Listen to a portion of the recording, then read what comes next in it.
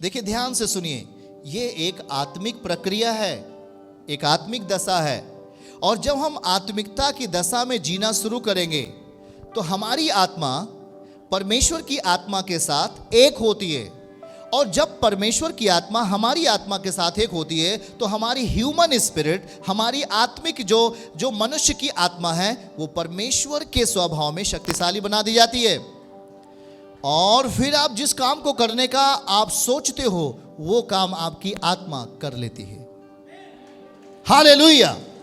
देखो ध्यान से, और देखो जब तक हम आत्मिक परिस्थितियों में, बाइबल क्या कहती है, न बल से न शक्ति से, पर मेरे आत्मा के द्वारा सब कुछ होगा। कहिए आमीन। परमेश्वर की आत्मा ही है जो आपके जीवन के लिए एक सही गति प्रदान करेगा। परमेश्वर की आत्मा है जो आपके जीवन के अवसर को बेकार नहीं जाने देगा। पर हमें यह सोच लेना है, इस भविष्यवक्तनी की तरह देखो, उसने अपने जीवन को बर्बाद नहीं होने दिया। मतलब यह कि वो गलत दिशाओं में नहीं गई, वो व्यभिचार में नहीं गई, वो पाप में नहीं गई, वो परमेश्वर के साथ बनी रही।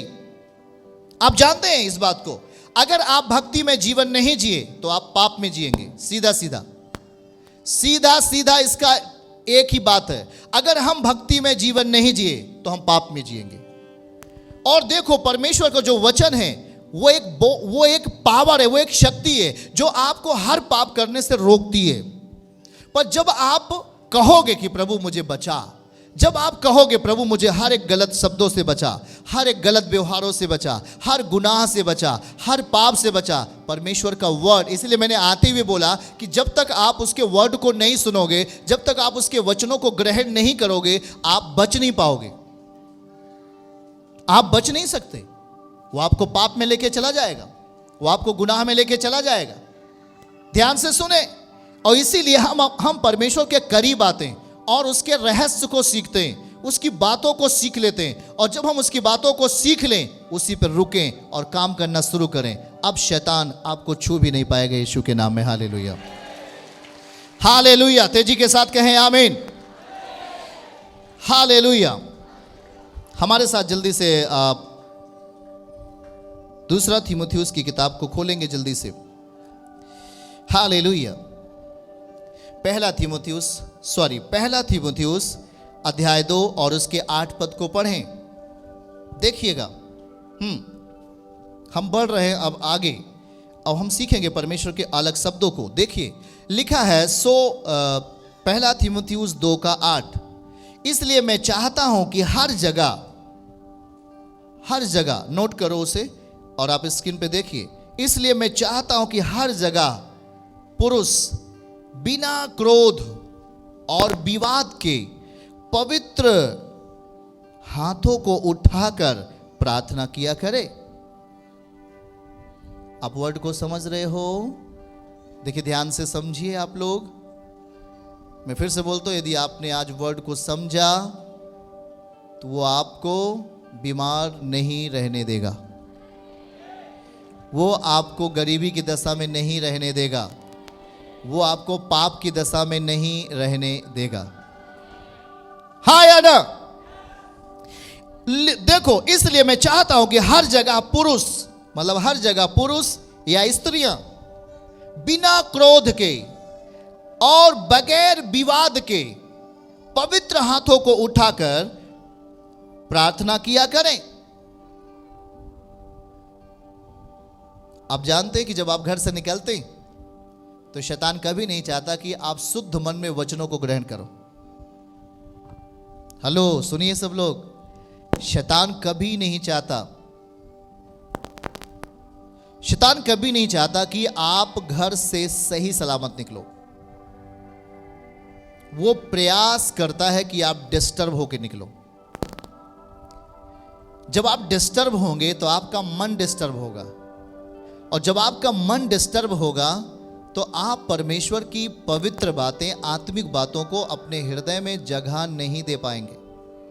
और ध्यान से सुनिए, जब आप इन वर्ड को अपने अंदर जगह नहीं दे पाएंगे तो शैतान आपको हरा देगा। हाँ या ना? उसको पता है ना, शैतान को यह चीजें मालूम है कि मैं हारता किससे हूं? केवल परमेश्वर के वचन से। अच्छा, इस बात को देखो जल्दी से। यहां पे टिक लगा के रखो, हम फिर आते हैं। भजन 138 अध्याय 2 पद। देखो इस वचन को देखो, हम यहां इसको फिर चर्चा करेंगे, महत्वपूर्ण है। और बाइबल कहती है भजन 138 अध्याय और उसके दूसरे पद को हमारे साथ पढ़िए। वहां पे क्या लिखा है? मैं तेरे पवित्र मंदिर की ओर दंडवत करूंगा,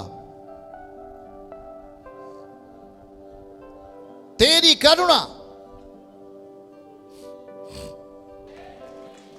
चलो ध्यान दो कि आज मैं चंगा होने वाला हूं, इसलिए हमें अपना पूरा ध्यान परमेश्वर के वचन पे लगाना है। आमीन कहो। मैं तेरे पवित्र मंदिर की ओर दंडवत करूंगा। ओके, तेरी करुणा और सच्चाई के कारण, तेरी करुणा और सच्चाई के कारण, देखो तेरे नाम का धन्यवाद करूंगा, क्योंकि तूने अपने वचन को अपने बड़े नाम से अधिक महत्व दिया है।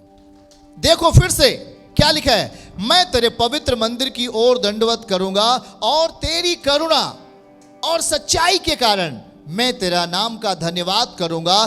तूने अपने वचन को, हे प्रभु, तूने अपने वचन को अपने बड़े नाम से अधिक महत्व दिया है। समझ जाओ तो आमीन बोलो, नहीं तो चुप रहो।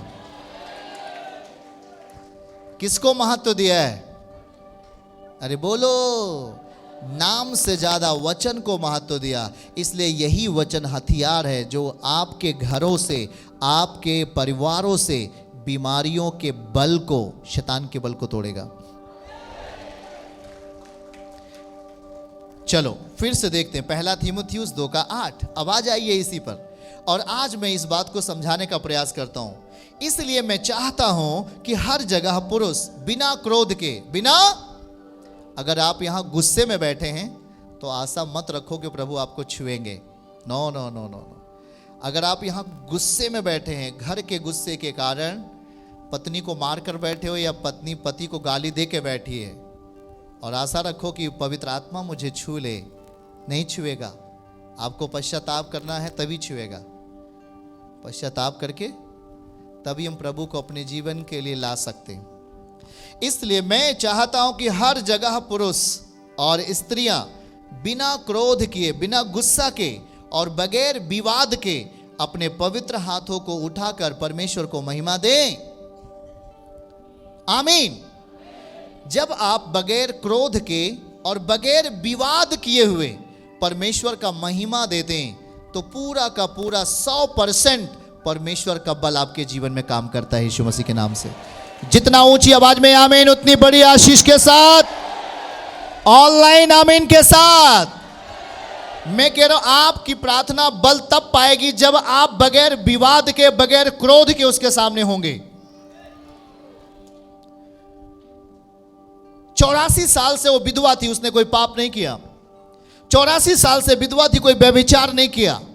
वो छोड़ सकती थी अपने परमेश्वर के मंदिर को, अपने परिवार के साथ वो दूसरा परिवार बना के रह सकती थी, पर उसने बीच में नहीं आने दिया किसी प्रकार के संसारवाद को, बीच में नहीं आने दिया किसी तरीके की भौतिकवाद को, और वो अपने आप को बना के रखी, क्योंकि बनाने वाला परमेश्वर उसके साथ था। और वो चाह रही थी कि परमेश्वर तू मुझे बनाए, वो चाह रही थी हे प्रभु तू मुझे लेके चल, क्योंकि तेरा ही सहारा है। और ध्यान से सुनो, वो मंदिर को नहीं छोड़ती थी। बहुत सारे लोगों ने मंदिर को छोड़ा और आज वो शैतान के हाथ में। बहुत सारे लोगों ने चर्च को छोड़ा, आज वो शैतान के हाथ में। क्यों मालूम है? क्योंकि उन्होंने उन विधियों को नहीं सीखा जिससे शैतान के कामों का नाश होता है। उन तरीकों को नहीं सीखा, उन बातों को आत्मा में नहीं ले सका जिससे दुष्ट आत्माओं का काम खत्म होता है। उन चीजों को अपने जीवन में नहीं बैठा सका, अपने मन में उन चीजों को नहीं ला सके, इसलिए वो दुष्ट आत्माओं के साथ में। आप इस बात को समझ लो कि परमेश्वर ने उस स्त्री के ऊपर अपना भेद प्रकट किया, जो स्त्री 84 साल से विधवा थी और बगैर पाप में, बगैर पाप किए हुए, बगैर विवाद किए हुए, बगैर क्रोध के साथ जीवन जी रही थी परमेश्वर की उपस्थिति में। उदाहरण के लिए अब आपको अपने जीवन में पवित्रताई के साथ जीवन जीना है। ध्यान से सुनो, पवित्रताई एक ऐसी चीज है जो आप अगर पवित्रताई में रहना शुरू करोगे तो आपको शैतान से लड़ने की जरूरत नहीं है। खुशखबरी। पवित्रताई में अगर आप रहोगे, बगैर विवाद के, बगैर क्रोध के, अगर आप उसके सामने खड़े होते हैं तो आपको शैतान से लड़ने की जरूरत नहीं। आप खड़े रहो, वो भाग जाएगा। आमीन, आमीन, आमीन। आपको केवल परमेश्वर की आत्मा में बने रहना है, वो आपको छू भी नहीं पाएगा, वो आपको टच नहीं कर सकता। आपके अंदर से दुष्ट आत्माएं कैसे निकलती हैं, आपके अंदर से बीमारियां कैसे चली जाती हैं? जब तक आप पाप में होते हैं, शैतान आप में बल पाता रहता है, दुष्ट आत्माएं आप में बल पाती रहती हैं। और जैसे ही आप पाप से बाहर आते हैं, आना शुरू करते हैं, तैयारी, जैसे आप तैयारी करते हैं, हम देख रहे हैं कि उस शैतान का बल टूटने लगता है, वो रोने लगता है। जैसे अभी ये दुष्ट आत्मा बहुत ध्यान से सुन रही है और आज ये पूरी तरह टूट के खत्म हो जाएगी। एक बात नोट कर लो, आज किसी भी अंदर डिमंस है, दुष्ट आत्माएं हैं किसी के शरीर में, वो तत्काल नहीं जाती हैं। एक बात ध्यान से सुनो, ये उस व्यक्ति के ऊपर निर्भर करेंगे जिसके अंदर दुष्ट आत्माएं हैं। अगर उसने अपने जीवन में बगैर क्रोध के, बगैर विवाद के, खुदा के सामने अगर वो पवित्रताई से रहना शुरू करे, प्रयास करे। देखिए, जब तक शैतानी आत्माएं आपके बॉडी में रहेंगी, गलत चीज़ें आपके शरीर में रहेंगी, वो आपको गलत चीज़ें कराएंगी, वो आपको गलत बुलवाएंगी, गलत बातें करवाएंगी, ताकि वो बल पाएं आपके अंदर। हेलो, समझ रहे हैं आप लोग? ताकि वो आपके अंदर क्या पाएं?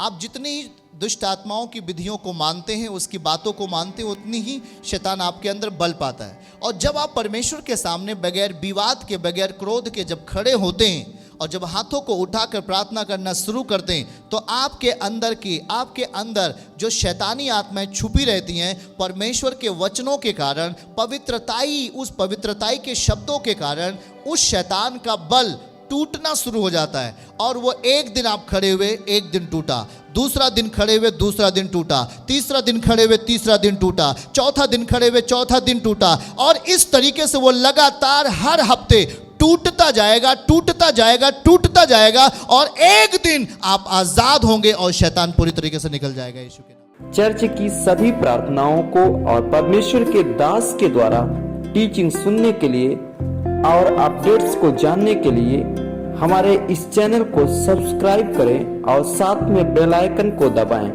ताकि जब भी लाइव प्रार्थना हो तो सबसे पहले आप देख सकें।